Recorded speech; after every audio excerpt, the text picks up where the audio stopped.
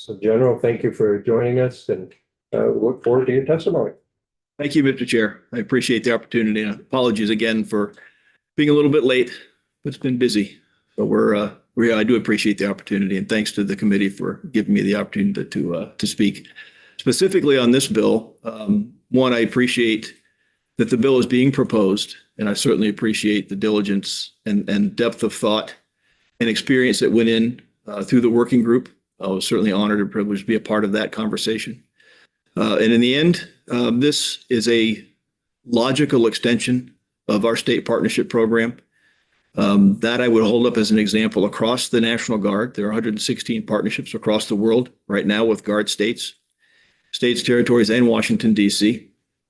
And one of the challenges is taking our mission, which at the foundation is military to military, and then growing it beyond that into a military to civilian, facilitating of relationships, and more importantly, getting to what this bill does, which is facilitating much more than mill to mill. In my time in this job, and probably before, and my experience with the state partnership program, one thing I keep coming back to is that primary focus being regional stability and security. That is not just a military construct. And I think building this bill properly and the program takes us so much further into that world of regional stability and security. It is commerce, it is trade, it is food and fuel security, it is environmental stewardship. All of those things where Vermont can provide some expertise, and I would argue derive some mutual benefits and learn from our partnered states.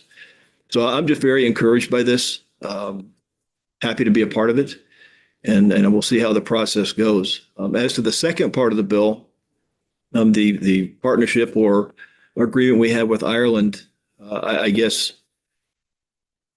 I'm a structure person. It's the military. We have instructions for everything, but they're all codified under one place. And it seems to make sense if we're going to have international partnerships, why would we not reside it under an owning agency with a responsible committee of jurisdiction, as opposed to having separate and distinct programs? That doesn't make any sense to me.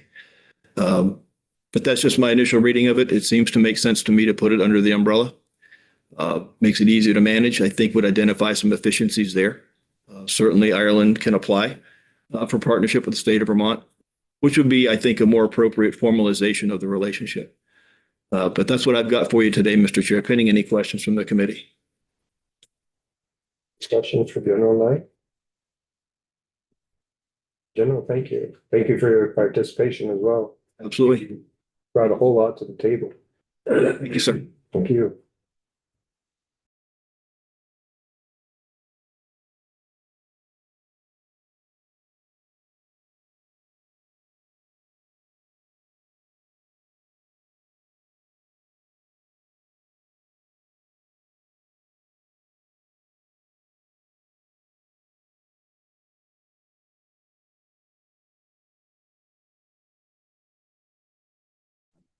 I'm sorry, I think the room mic has been muted.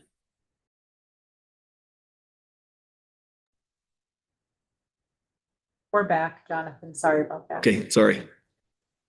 Thank you. Thank you, General. Okay, all the best. And we'll see you on the 19th. Well, you bet.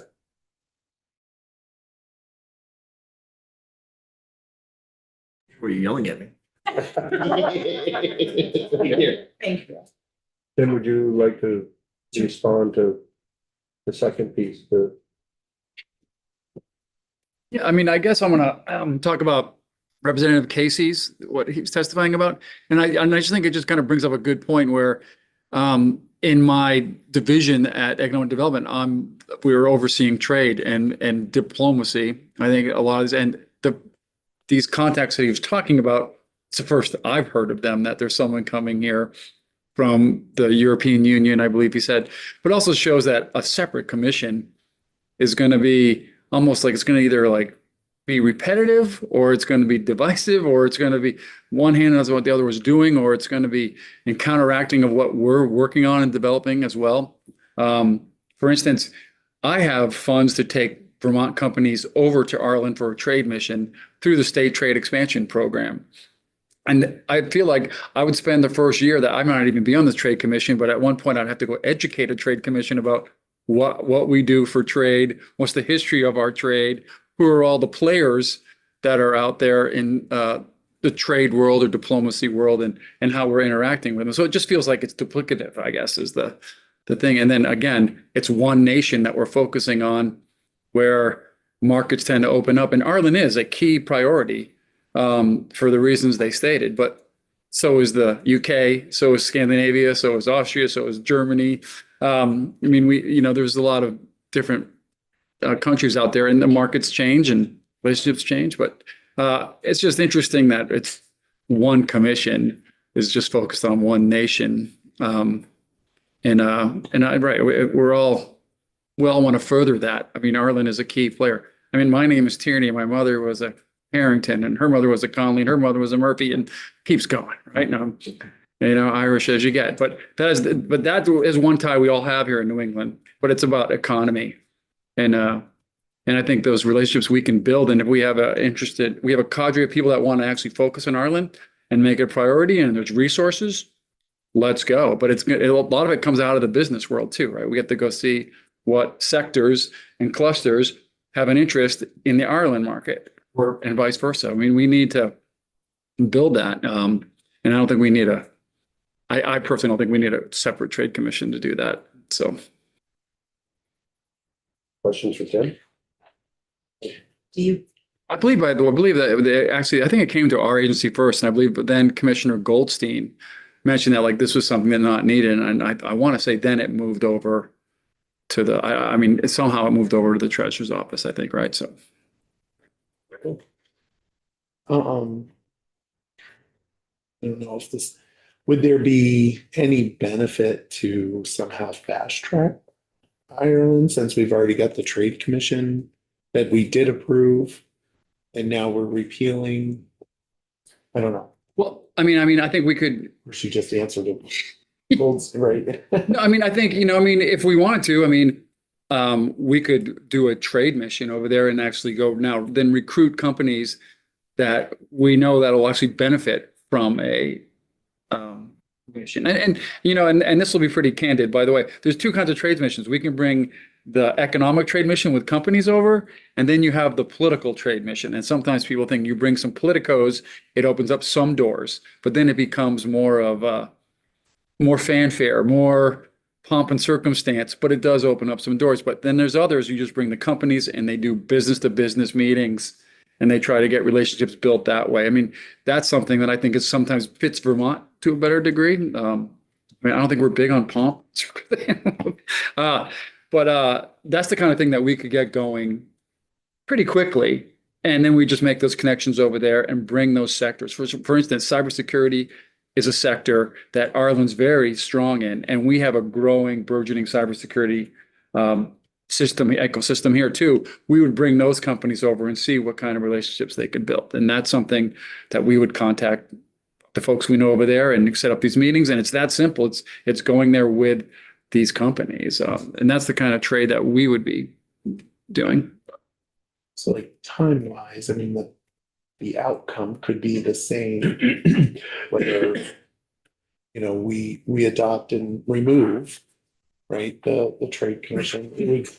The time, one of the concerns is that it's already in place. Sure. But what you're saying, sounds like you could do it just as quick under the sister state. And we don't even need the sister state to do that. That's the whole, right? The sister state is more of a formalizing program, and to provide trade, we don't need a sister state agreement either.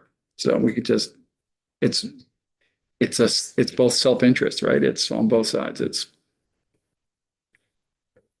I think that was one of my The original my question, initial question. right? Sister state helps. But Yeah, definitely. Yes, and we've talked about that. I was a huge fan. I think it helps a lot, especially coming from the arts and cultural exchange and all that. But I'm wondering, do we have like a kind of other, Connor mentioned that there are, 200,000 employees? I don't know. maybe 2,000. I don't think, not 200,000. 2,000, but there are like I want to say there's 11,000 employees I know that I have, that's the number I have, like almost 11, that are employed by foreign companies, foreign-owned companies in Okay. Vermont. So Okay, that's okay. the number I have. So that gets to my question is like, do we have kind of these already established clusters of national groups that are doing trade, running businesses in Vermont, employing Vermonters? Well, yeah, I mean, Ben and Jerry's is owned by a foreign, Well, this is true. right? But like, do we, you know? Yes, we do. Are there multiple? Like, do we have obviously a number from Canada? You know, do we have a cluster from Ireland? Do we have a cluster from England? We do. And it comes and goes, but we have foreign investment in Vermont, and it's very important for Vermont's economy to have, and that's my job. The other part of my job is to recruit businesses and encourage investment. And it varies from people owning an aerospace manufacturers to someone owning a large corporation like Ben Jerry, to actually small little metal shops that are owned by foreign companies or conglomerates. So it's very key, but there's so many, it varies. We have Austrian ownership here. We have a lot of German. Mhm. We have one Chinese investment in Vermont, very small. I'm answering your question. You are. No, you are. You're definitely answering my question. I'm getting a better sense of what the landscape is like. And I guess the thing that is maybe sticking out for me just a little bit here is international trade is such a like technical side of things, but we're using this kind of soft system to get to there. Does international trade need to have more of a structure to get folks from the sister state over into there as things move along? Well, I would say that, you know, there really wasn't an international trade division until I think 5-6 years ago. I think when I kind of came on board, right? But the big thing is, I think it's more of us, you learn and you realize that where you're going to prioritize target markets or target countries and nations and we're learning that. That's a big, I'm not going to pull many companies that come here from Southern Italy. If they come here right now, they will not. Right. We try to find very like companies that are like to our ecosystems or growing or even burgeoning economic sectors, right? So obviously we have the semiconductor manufacturing is very large here. So we have a representative next week actually going to Malaysia and Singapore, representing Vermont, because that's the semiconductor manufacturing. We would never go there to look for people to invest or expand their companies coming here, because Malaysia, Singapore aren't really similar to Vermont, but the semiconductor manufacturing is the key. That's all that matters at the end of the day. And then on the other side, we do concentrate in Northern Europe. They're very similar to us. They have similar ideals, similar values, similar terrain, geography, manufacturing. So we do focus. And I would say that's something that we do, and therefore, I think that might even help with sister state, but that's not the biggest factor in the system. So it's interesting. Trade has a different factor than the cultural, educational, with economic. But overall, like I said, I don't think we need to, to focus on one nation and having one commission that has a bureaucratic aspect to it. I think it could help, but I just don't know if it's now just fractured. It feels like I don't know what they're doing, they don't know what I'm doing, or that kind of thing.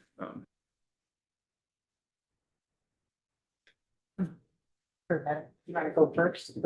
I have real small. Go ahead. So, what is I missed this in the testimony, I think, the Vermont Council on World Affairs, what is that? Vermont Council on World Affairs is a nonprofit here in Vermont. They're very active, but they have a lot of help from the State Department.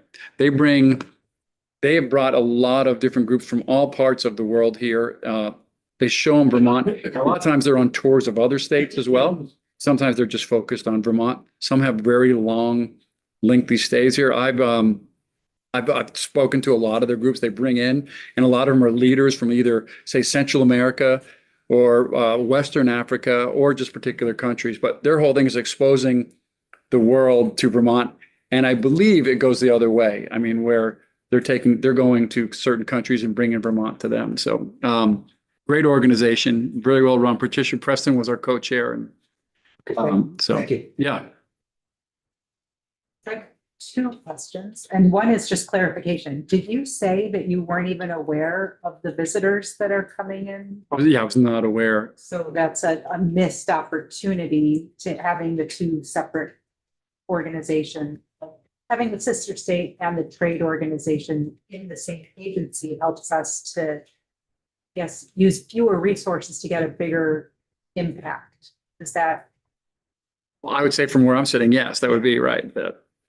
And then one of the other arguments that has been made numerous times is that we had a big company from Ireland leave the state.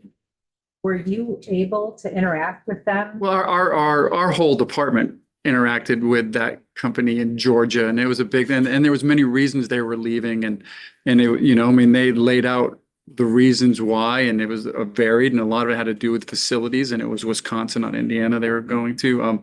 But I mean, obviously, something like that with a large employer like that in that part of the state, our department was all in, and we're still talking to them. And now our job is for me to go find someone that might move into that facility when they're done, and because it's a decent facility in that dairy sector, right? So An argument that this Ireland Trade Commission could have kept them here is. right. I mean, we of course we tried everything to try to keep them here, and what are the opportunities, and yeah. So I mean, some of these are corporate decisions made over, and we're still in.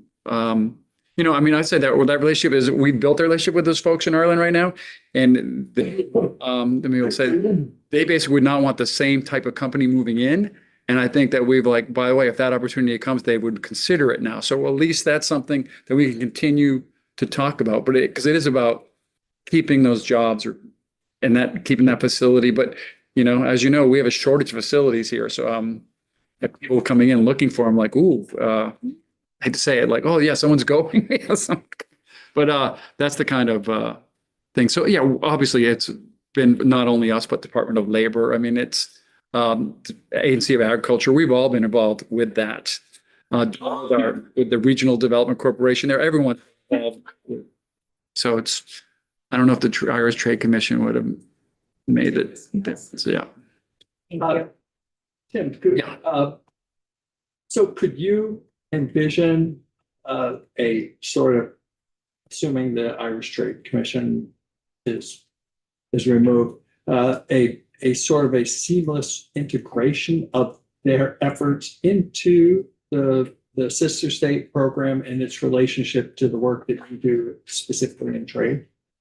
Yes, I mean, even with, I think we're not even having, say it wasn't a formalized sister state agreement, but those folks that are involved, I mean, my job, I think, is to connect and involved. And the more people that I can and make those ties, the easier it is going to be for us to further those relationships or create better ones. So, I mean, yeah, I think it's a simple, the two folks that are appointed right now, if they have connections there, that's what we want to know, right? It's who do they know and how can we connect and where does it fit in well, right? So, yeah, like I said, it's, you know, going to Ireland. I mean, I've been to my great grandfather's farm in Ireland and stood under the tree that he planted the day he left. Right. So I didn't have my daughters under there, the family tree, really. And so I have strong ties there, but, and that's one thing, you have the ties, but then it's like, how's our economy fit in, right? We have Irish butter in our stores here, right? Which is crazy, right? And it's really good. Have you ever tried Kerrygold? It's at my house. I have Cabot. Okay. I always keep.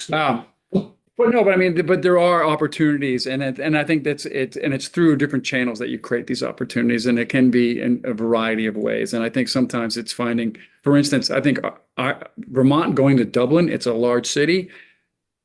We're not going to, but there's smaller cities outside of Dublin, Cork or Galway, Mayo. I mean, up in, I mean, that get us, and we would get them. And they sometimes aren't getting the attention that Dublin's like we don't get the attention that Boston and New York get. So we get each other, and I think we can create economy that way. Those are the kind of things that I would be looking for connections. If that makes sense. I don't know what it has to do with your question. Any other questions for Tim? Okay, thank you, Tim. I wasn't on mute the whole time. Right? Cooper would have let us know. Yeah. John, It's Rick? Rick has a 2.2 version, he taught something. Here has it. Pretty. Rick Sagal, Office of Legislative Counsel. And going to, as the chair said, show you a small amendment. As I was sitting there looking through the bill, I read through the amendment and I think something needs to be clarified. I want to tell you all what I saw, and maybe you agree. So only one change from the amendment, and it's highlighted in yellow. It's the same language that was highlighted yellow last time. It is this page 5, subdivision 3B. The previous 2.1, the way it was worded, read that the committee would approve an application. That's not really what's going on. What's happening is, and maybe let's take a couple steps back. The Agency of Commerce and Community Development receives an application. They are kind of the gatekeepers, right? They do their preliminary work. Then they submit it to the committee, the Sister State Committee, after the agency gives their preliminary approval, that kind of thing. The committee reviews the application and they recommend that it be approved to the governor. They don't approve it. They recommend that it be approved. So the language, I think, has been clarified. So subdivision B, and you can read A if you want to have kind of the lead in that they receive an application from the agency. B, if the committee recommends that an application reviewed pursuant to A, right above, be approved, the committee shall submit its recommendation to the governor along with a copy of the application not later than 30 days. So it's the same idea, but I just think that I had it worded incorrectly the first time. Mea culpa. I think I cleared it up. But maybe I'm overthinking it. No, I think. Yeah. That's the only change I made, the draft 2.2. Any questions?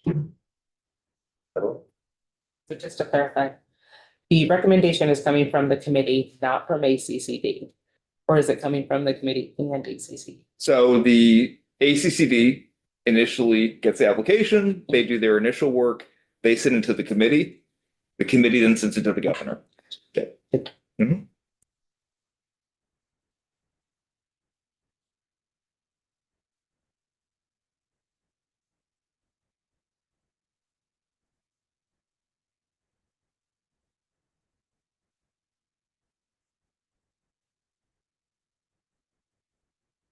Would we go back and look at line 8? Talking about preliminary approval. Would it be a preliminary recommendation? Or, Well, the agency does their, I can go back up here because it's kind of a timeline, right? So 2A, the agency has their initial things they check for. Does it meet the minimum qualifications? Does it meet their confidential internal review? Those are the preliminary approvals. all right, Oh, yeah. gotcha. Okay.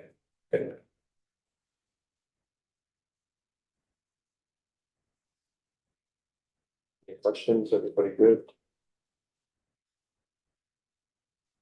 So any further discussion? We're ready to vote this thing out? You want a motion? Want to make sure that people are good, they don't. I just, on the record, I just like to state I'm going to vote to support, but I don't really like how all of this went down necessarily. I just want to say that.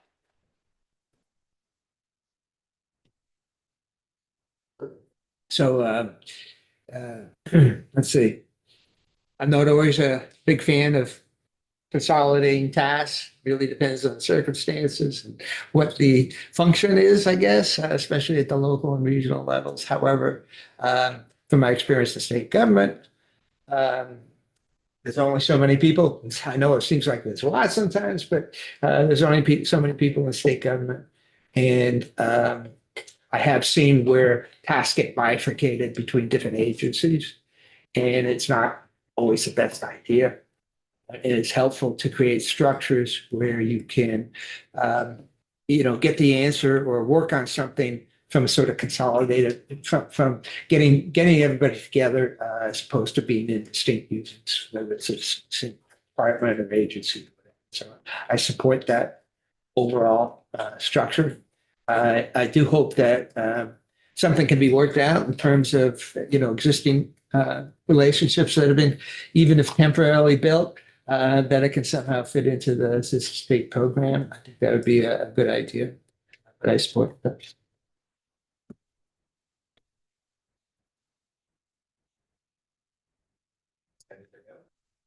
Yeah, I'll just add my 2 cents that I also do support this. I think it's an important program for the state of Vermont. I do want to find some way for the Irish Trade Commission to be able to find its way into the program. I understand that they're welcome to apply, but I think given that they have a little bit of a deeper relationship, there might be a need for more conversation there.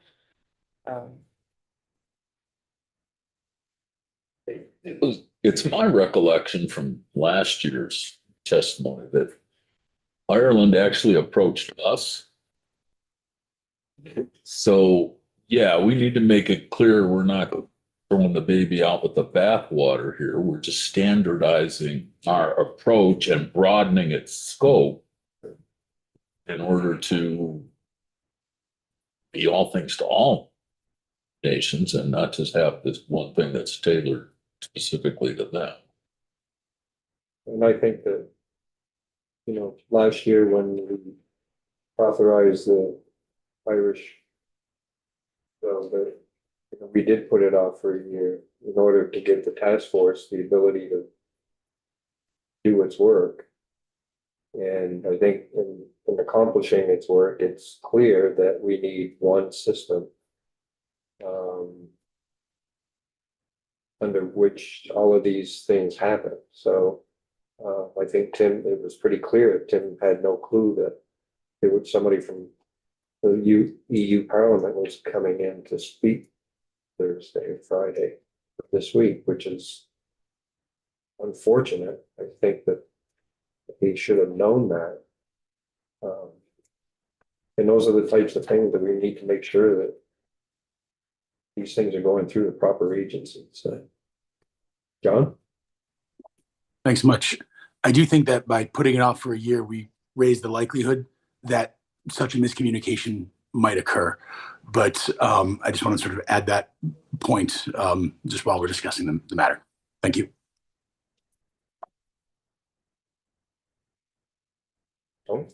I guess I'll chime in. I do support this bill.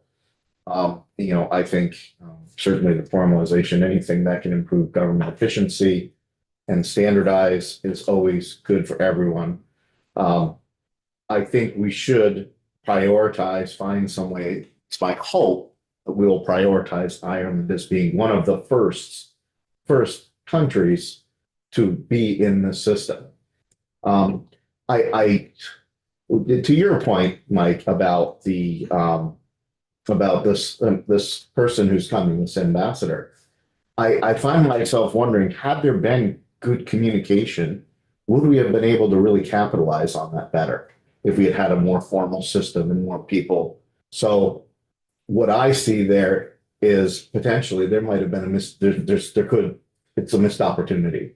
And I think that this bill will allow us to really take advantage of opportunities that we may have otherwise been missing because it's all under one roof and it's all formalized and structuralized. I'll weigh in. Reason why I asked Tim that question was precisely this concern about, I feel like that the Trade Commission has done some work and probably some very good work. It's too bad for them integrated with the rest of the system.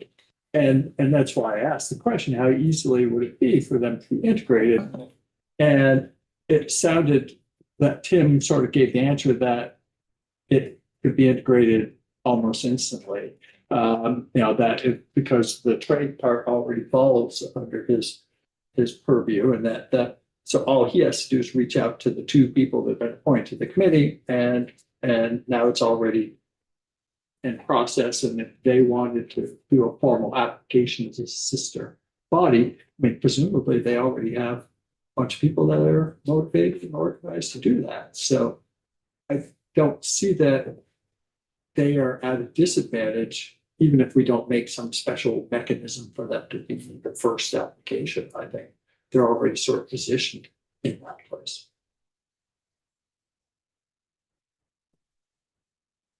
I'll just weigh in, since the task force, the Sister State Task Force did have so much time to work on it. They actually have an application just about ready to go. They have rules and procedures ready to go. So once the appointments happen, that task force will be ready to set deadlines for application, post applications, do all of that very quickly. And so that also is an exciting opportunity for the state.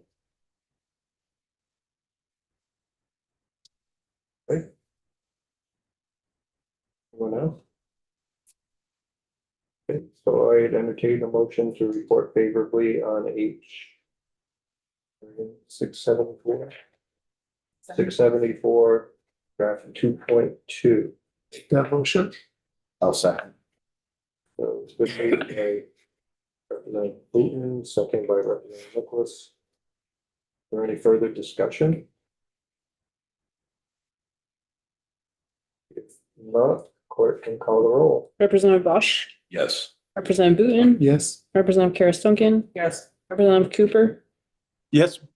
Representative Duke, Yes. Representative Miklas, Yes. Representative Olson, Yes. Representative Priestley, yes. Representative White, Yes. Representative Granning, Yes. Representative Marcotte. Yes. 700. 13-4.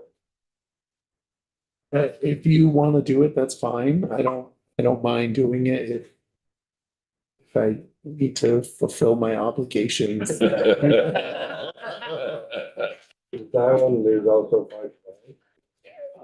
You want us to do? Ticket mark, resellers, ticket resellers. I'm fine with that one as well. And Oh, Oh, we're gonna have a fight off like that. it's one of the three that I feel comfortable. I can do it and I'll support But it. if you don't, I mean, I can understand this is your baby, so I was asked So is it- to serve on the task force. I did the work. I am happy to do it.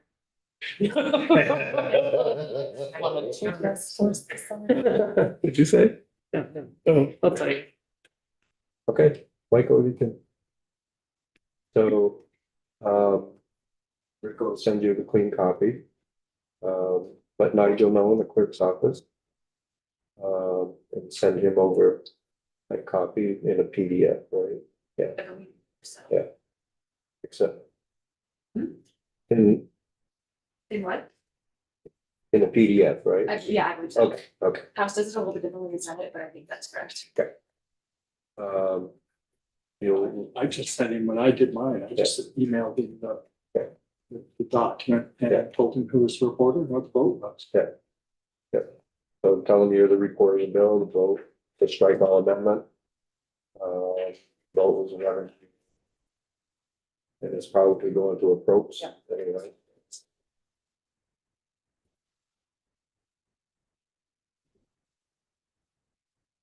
Work on here. For report, you can look up here. Do you have to send anything to clerk's office? I don't think so, but I'll have to check. I'll make sure everything gets. All right, committee, thank you. That was good work on this bill.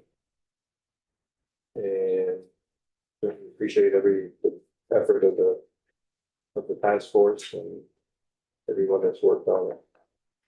So we have someone coming in at 3 to talk to us about 5:12. So we can go offline and we're back at 3.